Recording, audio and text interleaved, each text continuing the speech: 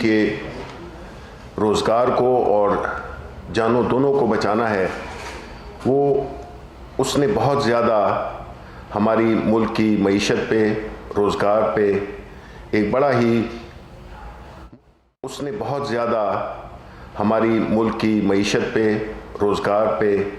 एक बड़ा ही मुस्बत असर छोड़ा। अब जबकि 1 साल से ज़्यादा होने को है और इस वबा की वजह से हमारी मईशत अल्हम्दुलिल्लाह दोबारा चल पड़ी है और प्राइम मिनिस्टर साहब की यही कोशिश है कि किसी सूरत में भी हमारी कोई भी जो वबा है उसका जो असर है, उसके लिए जो तदाबीर, उसके लिए जो प्रिकॉशंस हैं जो कि हमें लेनी चाहिए, वो बहुत ज़रूरी हो गया है। क्योंकि हमने देखा है कि इस वबा ने आलमी सतह पर भी और पाकिस्तान की सतह पर भी दोबारा इसका एक ज़ोर उठा है।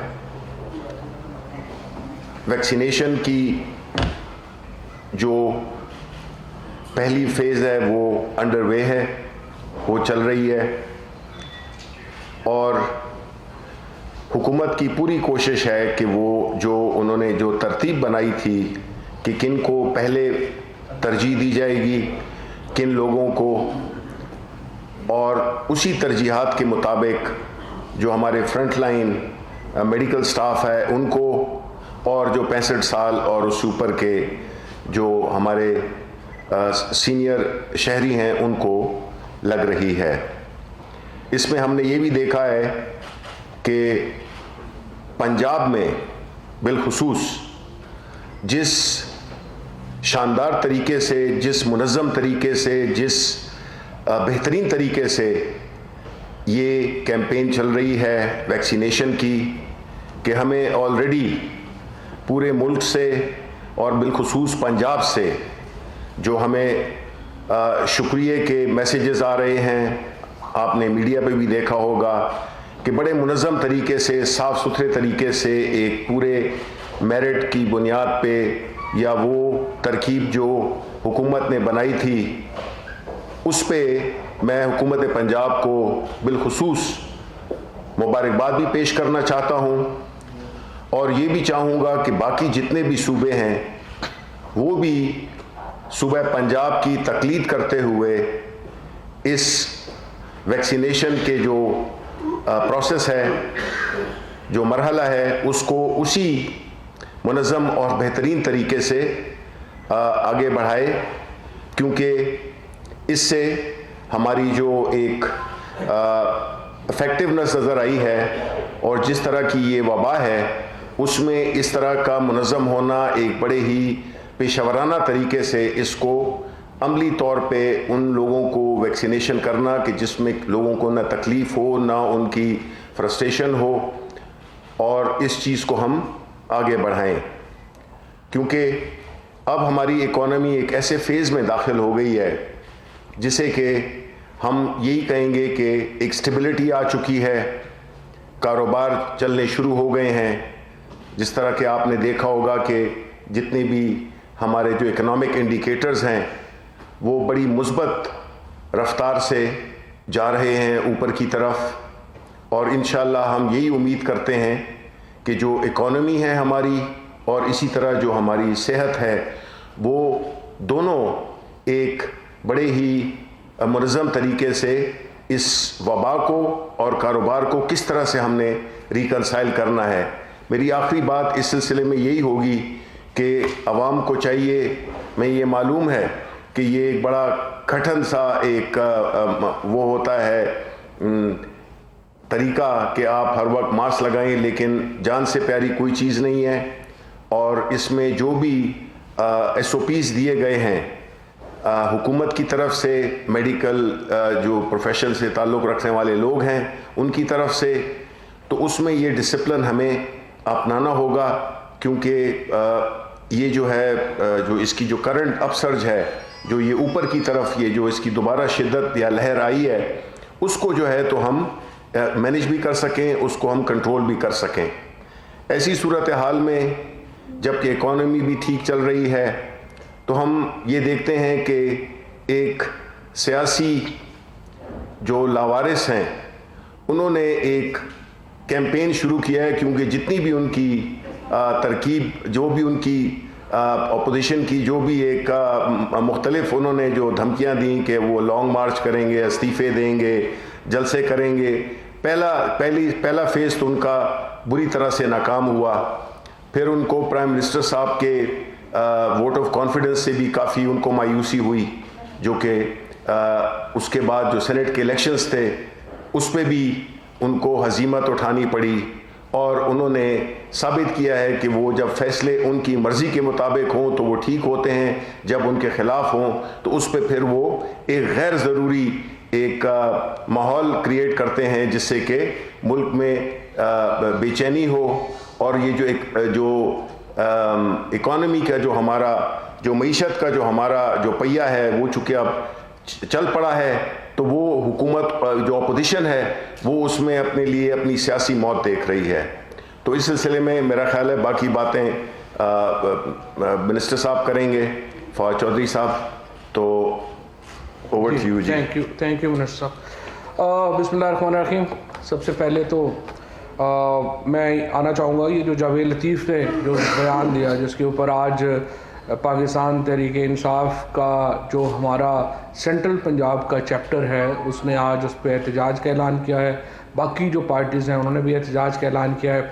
जो उन्होंने अपने टीवी इंटरव्यू में कहा कि अगर हमें कुछ हुआ तो फिर पाकिस्तान ना खपे, पाकिस्तान खपे का नारा हम नहीं लगाएंगे।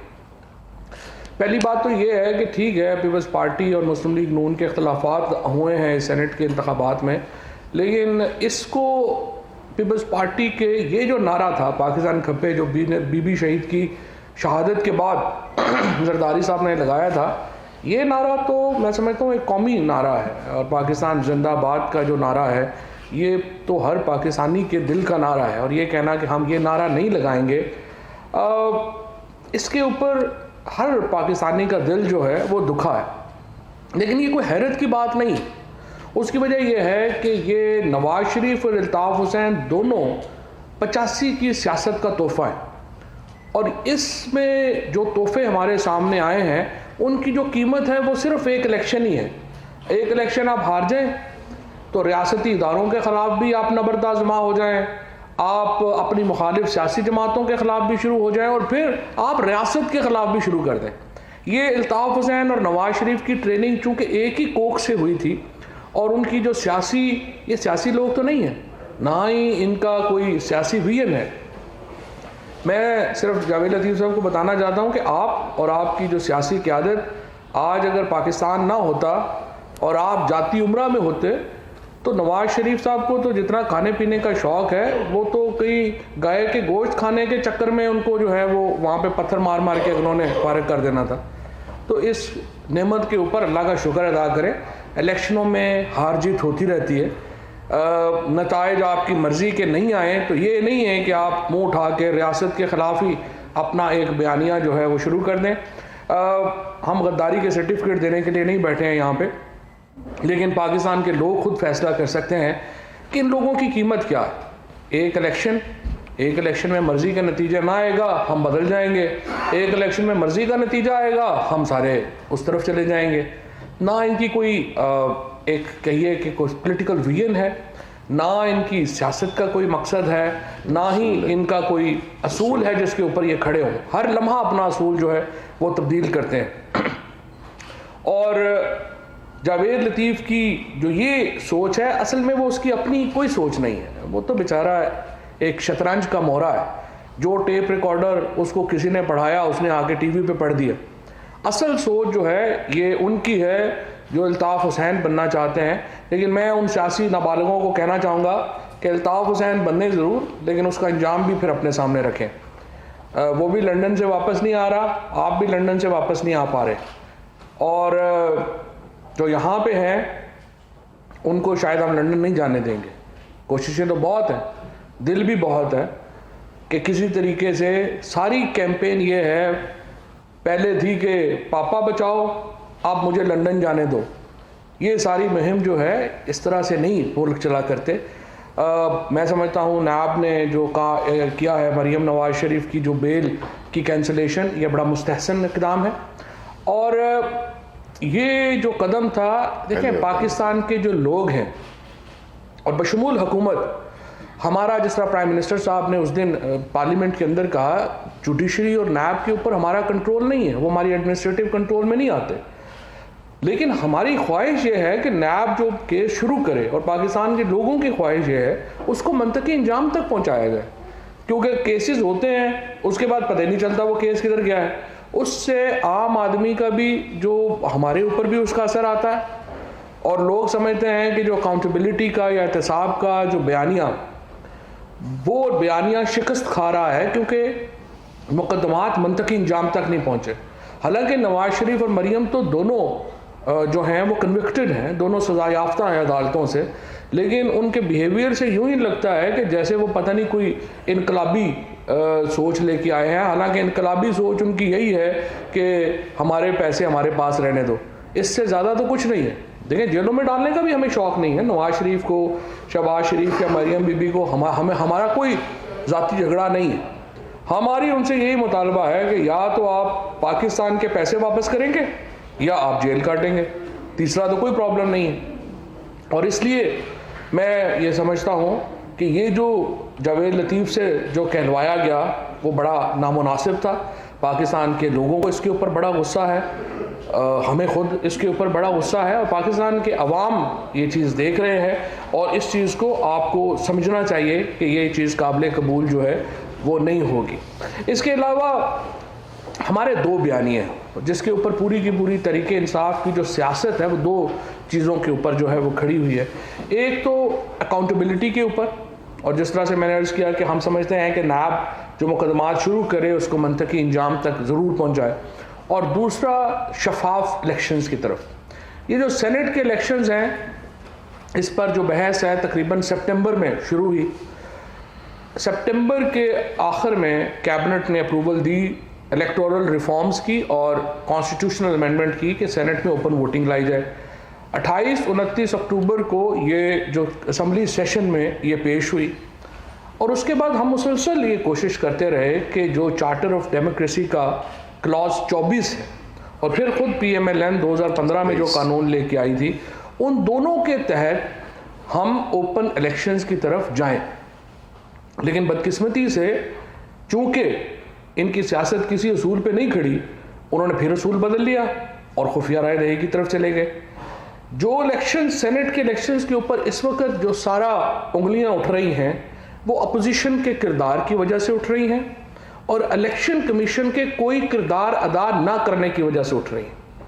ये दोनों का जो कॉम्बिनेशन था, यानी अपोजिशन ने जो अपने असूल के ऊपर जो बात वो खुद कर रहे थे उसके ऊपर वो मुड़ गए और हमें इस सिचुएशन में जो है वो आ गए, और फिर इलेक्शन कमीशन का जो ना कोई किरदार अदा ना करने का जो फैसला था उसने भी बहुत नुकसान पहुंचाया। आज जो सारा इलेक्शन जिसको प्राइम मिनिस्टर साहब ने कहा कि ऐसे लगा कि जैसे कोई बकरा मंडी जो है वो लगी हुई है, वो इस वजह से हुआ है कि जो सुप्रीम कोर्ट के अहकामात थे, हम सुप्रीम कोर्ट में गए, हमने कहा आर्टिकल 226 को अमेंड किए बगैर सियासी जमातों को ये हक दे दें कि वो वोट देख सकें। सुप्रीम कोर्ट ने कहा नहीं, 226 में अमेंडमेंट के लिए आपको आइन में तरमीम चाहिए और वो आप पार्लियामेंट से करवाएं। अलबत्ता आर्टिकल 218(3) के तहत इलेक्शन कमीशन को ये इख्तियार है कि वो टेक्नोलॉजी यूज़ करे और इस प्रैक्टिस का खात्मा करे। हम इलेक्शन कमीशन के पास गए और इलेक्शन कमीशन ने हमारी बात बड़े तवज्जो से सुनी, और उसके लिए मैं चीफ इलेक्शन कमिश्नर का और मेम्बरान का बड़ा शुक्रगुजार भी हूँ। और लेकिन उसके ऊपर समहाउ पता नहीं क्या वजूहात थी, उसकी वजह से उन्होंने उसके ऊपर कोई अमल नहीं किया। और आज हम देखते हैं कि जो सियासी जमातें इलेक्शन हारी हैं वो इसके ऊपर शोर मचा रही हैं। आज अगर इलेक्शन ओपन होता, सबके सामने होता, तो हमें इन मुश्किलात का जो है वो सामना ही ना करना पड़ता। इसलिए मैं ये समझता हूँ कि इलेक्शन कमीशन को जो किरदार अदा करना चाहिए था वो उन्होंने नहीं किया, और उसके बाद इलेक्शन जो इनका जो किरदार था अपोजिशन का, उसकी वजह से इलेक्शन जो है वो शफाफ नहीं हो सके। अब तीसरे नुक्ते की तरफ मैं आना चाहता हूँ पहले चार्टर ऑफ डेमोक्रेसी की क्लॉज 24 की तहत ये था कि आप इलेक्शन ओपन कराएंगे। उसके ऊपर PMLN और पीपल्स पार्टी अपने वादे से मुकरे। अब क्लॉज 21 चार्टर ऑफ डेमोक्रेसी की कहती है कि हम मैंडेट का एहतराम करेंगे, जो हुकूमत भी आएगी उसको 5 साल हुकूमत करने का हक दिया जाएगा।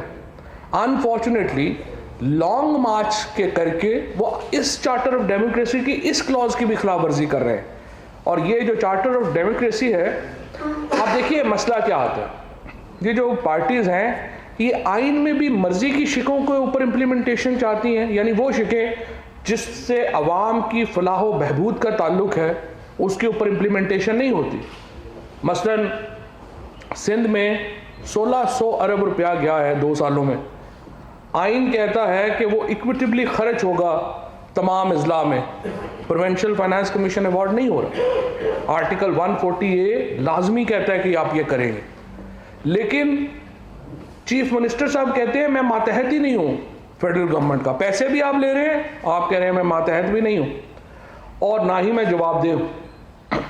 लेकिन जो चार्टर ऑफ डेमोक्रेसी के साथ भी यही हो रहा है, वहाँ पर भी जो लूट मार के ऊपर कंप्रोमाइज था कि आप हमारी लूट मार को चेक नहीं करेंगे, हम आपकी लूट मार को चेक नहीं करेंगे, वो प्रोविजन तो इम्प्लीमेंट हो गई। जो प्रोविजंस हैं कि जिसमें आईनी असूलों को एम्फेसिस किया गया है, उसके ऊपर जोर दिया गया है, वो इम्प्लीमेंट नहीं हो रही। अब ये जो लॉन्ग मार्च है ये चार्टर ऑफ डेमोक्रेसी की आर्टिकल 21 की सरीहन खिलाफ वर्जी है। और ये आर्टिकल 21 की ये जो चार्टर ऑफ डेमोक्रेसी है इसकी इंपॉर्टेंस क्या है? इसकी इंपॉर्टेंस ये है कि इसके ऊपर बेनज़ीर भुट्टो के साइन, इसके ऊपर नवाज शरीफ साहब के अपने सिग्नेचर्स हैं। और बेनज़ीर भुट्टो शहीद की ये जो पार्टी अभी बची कुछ पार्टी इंटीरियर सिंध के लिए इन्होंने पहले तो बड़ी मेहनत से जरदारी साहब ने एक ऐसी पार्टी को जिसको आप कहते थे चारों सूबों की जंजीर बेनज़ीर, उसको इंटीरियर सिंध की पार्टी बनाया। और अब इनमें ये जुर्रत है कि ये बेनज़ीर भुट्टो के तय करदा असूलों को भी पामाल कर रहे हैं। अब ये भुट्टो की और बेनज़ीर की तो पार्टी ही नहीं रह गई, ये तो अनफॉर्चुनेटली पता नहीं किस और जगह के ऊपर ट्रांसफ़र हो गई है। आज अगर वफाक की कोई जमात है, जो ये लेगेसी थी कि वफाकी जमातें होनी चाहिए पाकिस्तान के अंदर, आज वफाक की जमात सिर्फ एक पाकिस्तान तहरीक इंसाफ है। आप सेनेट का नतीजा उठा करके देखिए, एक ही पार्टी है जिसको चारों सूबों में जिससे सेनेटर्स हैं, PMLN बलूचिस्तान 0, सिंध 0, खैबर पख्तूनख्वा 0, पीपल्स पार्टी पंजाब 0, खैबर पख्तूनख्वा 0, बलूचिस्तान 0। वाहिद जमात है इस वक्त पाकिस्तान की और वाहिद लीडर है इमरान खान, जो कि चारों सूबों की यकजहती की अलामत है। वो आज पाकिस्तान की वफाक की अलामत है। और हमारी अगर वफाकी हुकूमत भी आप देखिए कि इस झंडे में हमने सभी इलाकों के रंग जो हैं उनको समोया है। इस ये जो गुलदस्ता हमने बनाया है इसमें सारे सूबों के लोग जो हैं वो शामिल हैं, और यही एक वफाकियत की अलामत है जो ये हुकूमत जिसका इजहार कर रही है। सो आज जिस तरीके से मैं ये समझता हूँ कि ये जो इस वक्त एक मौका है, अपोजिशन को मैं ये कहना चाहूँगा, सियासी नाबालगों के हाथों में अपनी जो सियासत है उसको गिरवी ना रखें। मरियम नवाज़ का और बिलावल भुट्टो का पाकिस्तान की सियासत का कोई तजुर्बा नहीं। जो बड़ी लीडरशिप है इस पार्टी के अंदर, उनको पॉलिसी साजी अपने हाथों में लेनी चाहिए और पाकिस्तान के मुफाद में फ़ैसले करें। लॉन्ग मार्च कैंसिल करें। उसकी वजह यह है कि जिस तरह अभी इंफॉर्मेशन मिनिस्टर साहब ने आपके सामने रखा, हमारी खुशकिस्मती है कि कोविड के अंदर भी हमने अपनी मईशत को बचाया है। हम इसको आगे लेके जाना चाहते हैं। हमारे साथ बैठिए, बड़े रिफॉर्म्स के ऊपर बात करिए। हमारे साथ इलेक्टोरल रिफॉर्म्स के ऊपर सबसे पहले आप आएँ और हमारे साथ बैठें। हम अभी भी इलेक्शन जो है हम चाहते हैं जो मुस्तकबिल के इलेक्शंस हैं उनको साफ शफाफ बनाते हैं। स्पीकर साहब जो हैं उसके ऊपर कमेटीज़ बनाने को भी तैयार हैं। हमारे parliamentary affairs doctor Babar Awan साहब उसके ऊपर भी वो भी काम कर रहे हैं। अली मोहम्मद साहब उसके ऊपर काम कर रहे हैं। सो हमारी लॉ मिनिस्ट्री, पार्लियामेंट्री डिवीज़न और स्पीकर सेक्रेटेरिएट सारी उसके ऊपर जो है वो बातचीत करने के लिए भी तैयार हैं, आगे बढ़ाने को भी मामला तैयार है। लेकिन इसके लिए ज़रूरी है कि हुकूमत के मैंडेट को तस्लीम करके आप आगे बढ़ें। अगर आप हुकूमत के मैंडेट को तस्लीम नहीं करेंगे तो फिर उसके नतीजे में आपकी अपनी सियासत ख़त्म हो रही है। आप पहले किसी सूबे से पहले ही देखिए ना, अभी भी जिस तरह मैं अर्ज़ कर रहा हूँ कि आप तो रीजनल पार्टीज़ हैं, आपकी कोई एक वफाकी हैसियत तो नहीं है। सो अगर रीजनल हैसियत है, आप उससे भी छोटा होना चाहते हैं अपनी सियासत से, तो आपकी मर्ज़ी है। हम बारह समझते हैं हम एक जमहूरी पार्टी हैं, एक वफाकी पार्टी हैं, उसकी हैसियत से हमारा दिल भी बड़ा है। और डिस्पाइट ऑल ऑड्स जो कुछ आप लोगों ने किया, सिर्फ एक चीज़ है जिसके ऊपर मुज़ाकरात कतई नहीं हो सकते, और वो है केसेस के ऊपर जो आपकी लीडरशिप के ऊपर है। उसके ऊपर भी हम आपको ऑप्शन दे रहे हैं। हम आपको जेलों में नहीं भेजना चाहते। पैसे पाकिस्तान के लोगों के हैं, इमरान खान के, शिबली फराज के, फवाद चौधरी के, हमारे ज़ाती पैसे नहीं हैं। आप पैसे पाकिस्तान के लोगों के वापस करें, प्री बारगेन करें, आराम से हमारी तरफ से लंदन में रहें, स्विट्ज़रलैंड में रहें, हमारी जान छोड़ें। और उसके बाद लेकिन ये नहीं हो सकता कि मीठा मीठा हप और कड़वा कड़वा तू, आप पैसे भी ना दें, जेल भी ना जाए। चॉइस आपकी अपनी है। बहुत शुक्रिया। वफाकी वज़रा प्रेस कॉन्फ्रेंस कर रहे हैं।